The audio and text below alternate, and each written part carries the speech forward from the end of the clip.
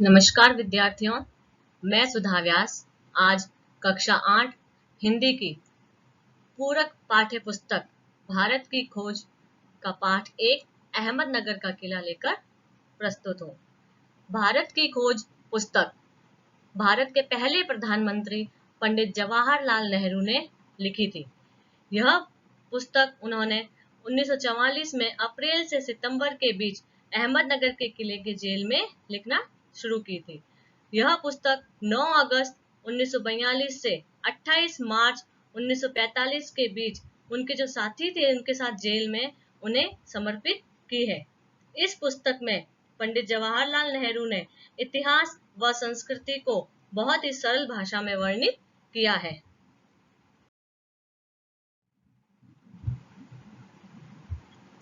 पाठ परिचय। पाठ 1 अहमदनगर का किला का छोटा सा परिचय। यह पाठ पंडित जवाहरलाल नेहरू द्वारा अपनी 9वीं जेल यात्रा के दौरान 13 अप्रैल 1944 को अहमदनगर के किले में लिखा गया। इसमें उन्होंने शुक्ल पक्ष के आरंभ में दूज के चांद द्वारा कारावास के समय को याद रखने का वर्णन किया है और चांद को उजाले का प्रतीक बताया है। यहाँ नेहरू जी ने आरंभ में बागवानी की, परंतु बाद में लेखन कार्य आरंभ किया। उन्होंने साहसी महिला चांद बीबी की घटना का उल्लेख किया। उन्होंने वर्तमान विचारों व क्रियाकलापों पर लेखन का निश्चय किया। उन्होंने इसमें विरासत के बारे में विचार करते हुए उस सबको विरासत माना जिसमें मानव जाति की साझेदारी है। हम भारतीयों में विश्व बंधुत्व की विशिष्ट विरासत का उल्लेख उन्होंने किया है। साथ ही इस विषय की कठिनाई और जटिलता के कारण वे इस पर लिखने से भी डर रहे थे।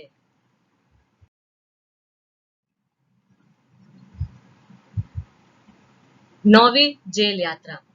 भारत के प्रथम प्रधानमंत्री पंडित जवाहरलाल नेहरू अपनी 9वीं जेल यात्रा का वर्णन करते हुए कहते हैं कि उन्होंने अहमदनगर के किले में आए हुए 20 महीने से भी अधिक का समय हो चुका था। जब वे यहाँ पहुंचे थे तब शुक्ल पक्ष के अंधियारे आकाश में दूज का चांद यानी कि नया चांद उन्हें दिखाई दिया था।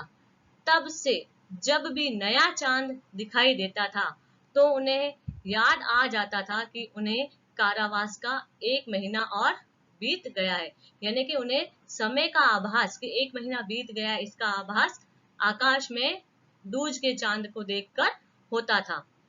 चांद उनके बंदी जीवन का स्थायी सहचर रहा था, उनका स्थायी साथी था जो उन्हें याद दिलाता था कि अंधेरे के बाद उजाला होता है, अर्थात दुख के बाद सुख आता ही है।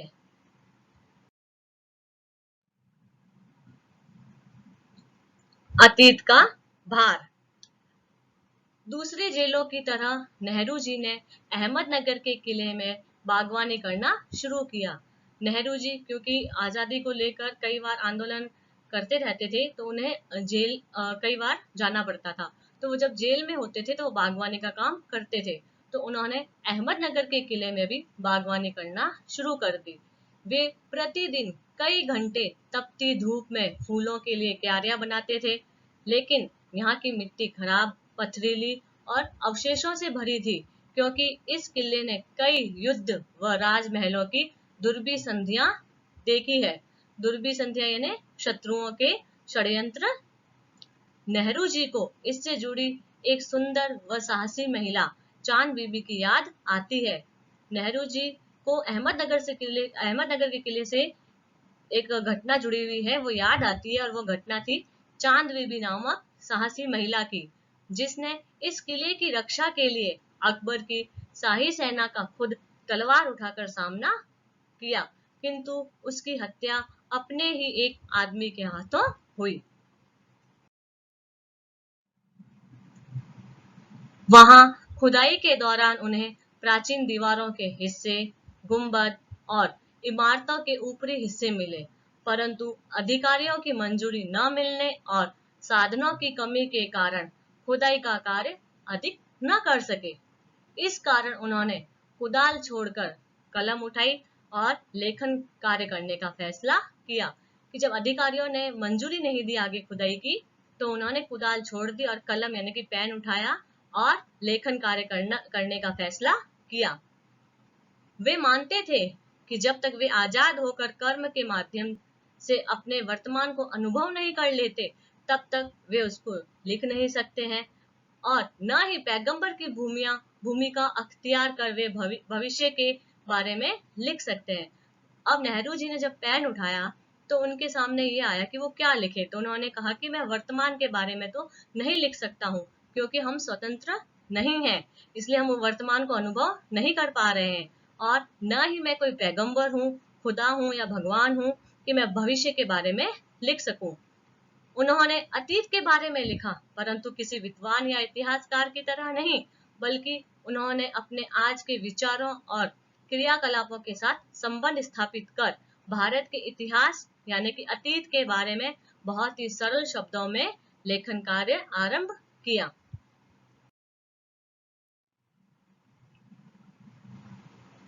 अतीत का दबाव। पंडित नेहरू के अनुसार अतीत का दबाव भला हो या बुरा, वह अभिभूत जरूर करता है, यानी कि वह प्रभावित जरूर करता है। यहाँ अतीत के दबाव से तात्पर्य है मनुष्य के मन मस्तिष्क पर प्राचीन सभ्यता और संस्कृति का प्रभाव। यदि अतीत अच्छा हो तो खुशी महसूस होती है और बुरा हो तो कष्ट महसूस होता है। उनके अनुसार भारत और चीन जैसी पुरानी सभ्यताओं के लिए अतीत का दबाव दमघोंटू होता है। नेहरू जी ने उन सबको अपनी विरासत माना जिसे मानवता ने हजारों सालों में हासिल किया है और इसमें था विजयों के उल्लास यानी खुशी, पराजयों की दुखद यंत्रणा यानी कष्ट, युगों पहले शुरू हुए मानव के हैरत अंगेज साहसिक कार्य आदि। की विरासत में क्या क्या है, जितनी भी जीत उन्होंने हासिल की थी, उनकी जो खुशियां थी, यदि भी कहीं पर हारे भी है तो उनको वो कष्ट था और मनुष्य ने उनके जो हैरत अंगेज जो साहसिक काम किए वे सभी विरासत है। साथ ही साथ वे अपने आप को उन सब का वारिस भी मानते हैं जिसमें पूरी मानव जाति का योगदान है, यानी कि उन्होंने जितना कुछ भी काम किया उसमें उन्होंने पूरी पूरी की पूरी मानव जाति को ही हिस्सेदार माना है।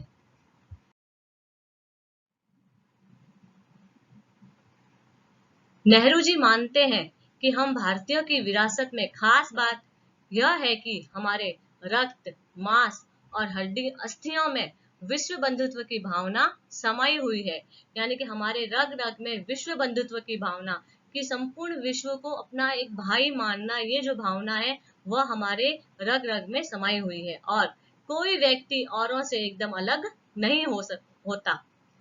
नेहरू जी इसी विशिष्ट विरासत का विचार और वर्तमान पर इसे लागू करने की बात लंबे अरसे से सोच रहे थे, लंबे समय से वह सोच रहे थे और इस पर लिखना भी चाह रहे थे, लेकिन विषय की कठिनाई और जटिलता के कारण इस विषय पर लिखने से डर रहे थे।